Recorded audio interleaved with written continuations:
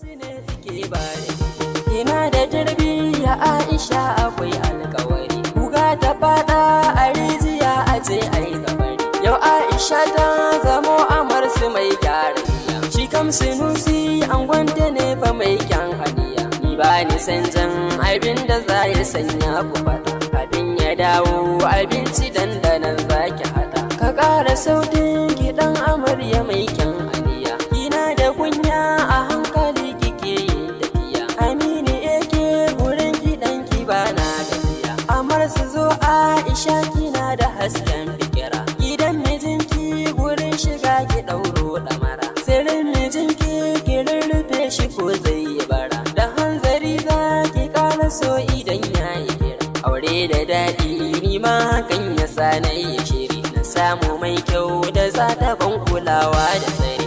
Yan uwana da sun gano da su yi alfahari, Sunusi ka sha gwagwarmaya kafin ka citira. Ka samu matar ka Aisha a yau kai